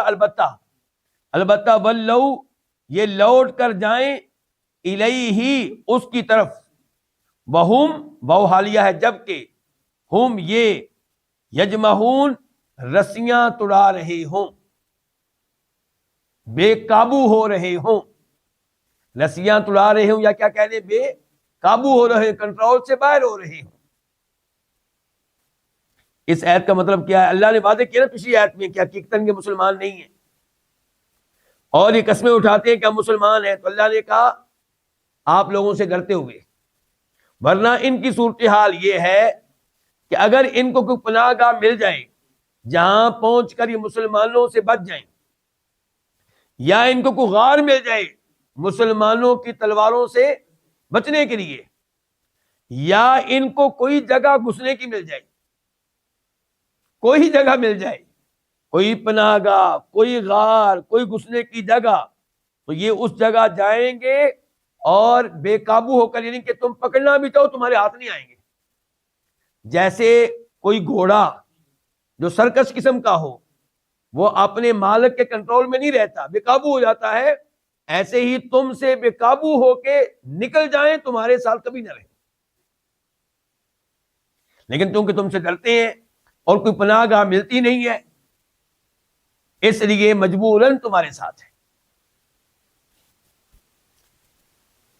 یہ ان کے دلوں کی کیفیت اللہ ہی بیان کر سکتا ہے، اس سے پتہ چلا کہ قرآن واقعی اللہ کا کلام ہے۔ دلی کیفیت لوگوں کی صرف اللہ پہچانتا ہے، کوئی اور نہیں پہچانتا۔ آیت نمبر 58 وَمِنْهُمْ اور ان میں سے کوئی، یمین بھی تبعیضیہ ہے، بعض کا معنی دے گا، کچھ کا معنی کوئی، اور ان میں سے کوئی وہ ہے کہ من جو یلمزو تان کرتا ہے، کا تجھ پہ، تان کرتا ہے تجھ پہ، عیب لگاتا ہے تجھ پہ، فی صدقاتی صدقات کے بارے میں، فَإِن پس اگر، فا کا معنی پس، ان کا معنی کہ اگر، او تو ان کو دیا جائے، منہا ان میں سے، کن میں سے؟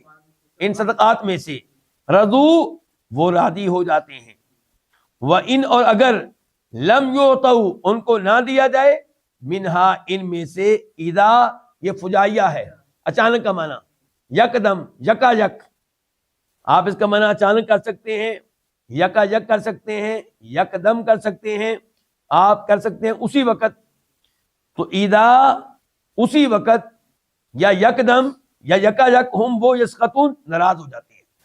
تو اس آیت کی تفسیر کیا ہے؟ اس آیت کی تفسیر یہ ہے کہ ان منافقین میں سے کئی ایسے ہیں جو آپ پہ صدقات کے معاملے میں اعتراض کرتے ہیں کہ آپ نے یہ مال جو ہے انصاف کے ساتھ تقسیم نہیں کیا، آپ نے فلاں آدمی کو دیا اور ہمیں نہیں دیا، فلاں آدمی کو زیادہ دیا اور ہمیں کم دیا ہے، جبکہ نبی علیہ السلام مال غنیمت کو برابر تقسیم کرتے تھے، لیکن جو خمس ہوتا تھا، یعنی کہ آپ کو پتا ہے کہ مال غنیمت کے 5 حصے کیے جاتے ہیں، 4 حصے ان میں تقسیم ہوتے ہیں جو لڑنے والے ہوتے ہیں، اور 1 حصہ جو ہے وہ نبی علیہ السلام کے پاس آئے گا، وقت کے حکمران کے پاس آئے گا، اور پھر وہ ان کو 5 مقامات میں سے کسی بھی جگہ تقسیم کر سکتا ہے، کسی بھی جگہ دے سکتا ہے۔ تو نبی علیہ السلام کے پاس جب یہ مال آتا ہے، اس قسم کا مال یا مال فیع آتا، تو آپ جہاں پہ مناسب سمجھتے وہاں پہ دیتے۔ مثال کے طور پہ کوئی سردار ہوتا، اس کو 100 اونٹ دے دیتے کہ یہ ٹھیک ہو گیا، اس کی پیچھے پوری قوم بھی ٹھیک ہو جائے گی، وہ بھی مسلمان ہو جائیں گے۔ تو یہ منافقین جو ہے اس کے اوپر کیا کرتے؟ اعتراض کرتے، جیسا کہ ابو سعید خدری روایت کرتے ہیں، بخاری شریف کی حدیث ہے کہ ایسا کیا تھا ایک بار اللہ کے نبی نے علیہ السلام، تو آپ پہ اعتراض کیا تھا ایک آدمی نے، ذوالخویسرہ التمیمی، تو کہا تھا کہ آپ انصاف کریں، اور یہ بھی کہا تھا کہ اس تقسیم میں انصاف نظر نہیں آ رہا۔ تو اللہ کے نبی نے کہا تھا علیہ السلام، اگر میں نہیں انصاف کروں گا تو کون انصاف کرے گا؟ صحابہ کرام نے کہا اللہ کے رسول آپ ہمیں اجازت دیں، ہم اس کو قتل کرتے ہیں۔ آپ نے فرمایا نہیں، لوگ باتیں کریں گے کہ محمد اپنے ساتھی کو قتل کرتا ہے، اسلام بدنام ہوگا۔ اور پھر آپ نے اس لیے بھی قتل نہیں کیا کہ آپ نے بتایا کہ اس کی نسل میں سے ایسے لوگ آنے والے ہیں جن کی نمازوں کے سامنے تم اپنی نمازوں کو حقیر جانو گے، جن کے روزوں کے سامنے تم اپنی روزوں کو حقیر جانو گے، جن کی تلاوتوں کے سامنے اپنی تلاوتوں کو حقیر جانو گے، لیکن اسلام سے ان کا تعلق کیا ہوگا کہ وہ دین سے ایسے ہی نکلے ہوئے ہوں گے جیسے کوئی تیر کسی شکاری جانور سے نکل جاتا ہے اور اس کے اوپر کوئی نشان نہیں ہوتا، نہ گوبر کا نہ خون کا، گویا کہ تیر اس جانور سے نکل کر آیا ہی نہیں۔ تو یہ دین سے ایسے نکل جائیں گے گویا کہ ان کا دین سے کوئی تعلق ہی نہیں ہے۔ اور خوارج اس کی بہترین مثال ہے۔ آج کل کے بھی خوارج جو مسلمان افواج پہ حملے کرتے ہیں، مسلمان پولیس پہ حملہ کرتے ہیں، یہ اس کی بہترین مثال ہے۔ تو فرمایا اللہ تعالیٰ نے کہ ان میں سے کوئی وہ ہے جو آپ پہ عیب لگاتا ہے، آپ پہ تان کرتا ہے صدقات کے بارے میں، صدقات کی تقسیم کے بارے میں۔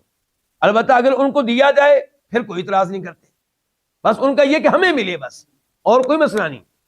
اگر ان کو مل جائے، کسی اور کو ملے نہ ملے، ان کو کوئی اعتراض نہیں، پھر نہیں کہیں گے کہ آپ انصاف نہیں کر رہے۔ جب ان کو نہ ملے پھر اعتراض ہے، جب ان کو نہ ملے تو اچانک وہ ناراض ہوتے ہیں۔ آیت نمبر 59 ولو، اور کاش، لو کے دو ترجمے آپ کر سکتے ہیں۔ ایک ہوتا ہے لو تمنی کا، اس کا معنی ہوگا کاش اردو میں۔ دوسرا لو ہوتا ہے شرطیہ، اس کا معنی ہوگا اگر۔ اگر آپ اس کا ترجمہ کرتے ہیں اگر، تو پھر ہمیں اس کا جواب بھی ڈھونڈنا پڑے گا، اور اگر آپ اس کو بناتے ہیں تمنی کا، کاش کا، پھر کاش کا جو ہوتا ہے اس کا جواب نہیں ہوا کرتا، اس کا جواب ڈھونڈنے کی ضرورت نہیں ہے۔ اب دیکھیں ہم کاش والا ترجمہ پہلے کرتے ہیں۔ ولو، اور کاش، انہم، بے شک وہ، رضو، راضی ہو جائیں، ما، اس چیز پہ جو آتا دی ہم، ان کو، اللہ تعالیٰ نے، ورسول، اور اس کے رسول نے، وقالو، اور وہ کہیں، حسبنا، ہمیں کافی ہے، اللہ تعالیٰ، ہمیں اللہ ہی کافی ہے، سیؤتینا، سین ان قریب، یؤتی، دے گا، نہ ہمیں، اللہ تعالیٰ، من فضلہ، اپنے فضل سے، ورسولہ، اور اس کا رسول، انا، بے شک ہم، کیونکہ اصل میں کیا تھا، انا اور نا، بے شک ہم، اللہ، اللہ ہی کی طرف، راغبون، رغبت رکھنے والے ہیں۔ اچھا، یہاں پہ ترجمہ ہم نے کیوں کیا اللہ ہی کی طرف؟ کیونکہ اللہ راغبون سے پہلے آ گیا ہے۔ اور اسی طرح حسبون اللہ کا معنی ہم نے کیوں کیا؟ ہمیں اللہ ہی کافی ہے، کیونکہ حسبنا بھی معرفہ، لفظ اللہ بھی معرفہ، تو حسر کا معنی پیدا ہو گیا، ہمیں اللہ ہی کافی ہے۔ اچھا، یہ پہلا ترجمہ ہم نے کون سا کیا؟ کاش والا، ایسے ہی ہے۔ اب ہم ترجمہ کرتے ہیں اگر والا، کہ اور اگر، بے شک یہ، رضو، راضی ہو جاتے، ما، اس چیز پہ جو ان کو اللہ اور اس کے رسول نے دی، وقالو، اور کہتے، حسبنا اللہ، ہمیں اللہ ہی کافی ہے، سیؤتینا، ان قریب ہمیں دے گا، اللہ تعالیٰ، من فضلی، اپنے فضل سے، رسول، اس کا رسول، بے شک ہم اللہ ہی کی طرف راغب الرغبت رکھنے والے ہیں، لکان ذالک خیر لہم، تو یہ چیز ان کے لیے زیادہ بہتر ہوتی ہے۔ اس کا مطلب ہے کہ لو کا جواب جو ہے وہ مقدر ہے، پوشیدہ ہے، تو اس لحاظ سے لو کو تمنیاں بنانا کاش بہتر ہے کہ آپ کو جواب تلاش کرنے کی ضرورت ہی نہیں۔ اچھا، اب اس آیت کی تفسیر کی طرف آتے ہیں۔ اللہ تعالیٰ کہتے ہیں کہ جو کچھ ان کو اللہ کے رسول نے دیا تھا، اگر یہ اس کے اوپر راضی ہو جاتے اور کہتے کہ ہمیں اللہ ہی کافی ہے، ان قریب اللہ ہمیں پھر کسی موقع پہ دے گا اور ہم اللہ کی طرف رغبت رکھنے والے ہیں، تو یہ الفاظ کہتے تو اس میں ان کے لیے خیر تھی، یہ ان کے لیے بہتر تھا۔ اللہ تعالیٰ کے فیصلوں پہ، اللہ کے دیے ہوئے مال پہ مطمئن ہونا، اللہ کے رسول کے فیصلے پہ مطمئن ہونا، یہ ایمان کی دلیل ہے۔ اور پھر اللہ پہ آپ امید رکھیں کہ اللہ مزید بھی دے گا، اور پھر اللہ سے رغبت رکھیں، اللہ سے مانگیں، اللہ سے دعائیں کریں۔ اچھا، یہاں پہ ایک سوال یہ ہے کہ یہاں پہ کہا گیا کہ یہ راضی ہو جاتے اس پہ جو اللہ کے رسول نے دیا، تو کیا اللہ کے رسول دینے والے ہیں؟ اس کا مطلب یہ ہو کہ اللہ بھی دیتا ہے مال اور اللہ کے رسول بھی دیتے ہیں۔ اس کا پہلا جواب یہ ہے کہ جب اللہ کے نبی زندہ تھے، علیہ الصلوۃ والسلام حیات تھے، تو بالکل آپ مال تقسیم کیا کرتے تھے، دیا کرتے تھے۔ اللہ آپ کو دیتا تھا اور آپ لوگوں کو دیتے تھے۔ جیسے آج ایک والد کو اللہ دیتا ہے اور وہ اپنی اولاد کو دیتا ہے، یعنی کہ تقسیم کرتا ہے۔ اصل دینے والا کون ہوا؟ اللہ تعالیٰ۔ تو اللہ تعالیٰ آپ کو دیتا تھا اور آپ آگے لوگوں میں تقسیم کرتے تھے، لیکن یہ ذہن میں رہے، یہ اس کا مطلب یہ نہیں کہ اللہ آپ کو ہر وقت دیتا تھا۔ کئی دفعہ ایسا بھی ہوا کہ آپ کے پاس مال نہیں ہوتا تھا۔ اسی صورت میں ہم آگے چل کے پڑھیں گے۔ میں آیت نمبر ابھی سے بتا دوں تاکہ جس نے لکھنا ہے وہ نوٹ کر سکے۔ اس آیت کا نمبر ہے 91 جس آیت میں اللہ نے بتایا کہ وہ لوگ جو اللہ کے نبی کے پاس آئے علیہ الصلوۃ والسلام، جنگ میں شریک ہونا چاہتے تھے۔ اس جنگ میں دھیان سے سنیں بات، شریک ہونا چاہتے تھے، لیکن سفر لمبا تھا، 600 کلومیٹر۔ تو وہ آپ کے پاس بار بار آتے تھے کہ اللہ کے رسول ہمیں کوئی اونٹنی دیں تاکہ ہم بھی اس عظیم جنگ میں شریک ہو سکیں، ہم بھی اللہ کو راضی کر سکیں۔ یہ تھے دلی مومن۔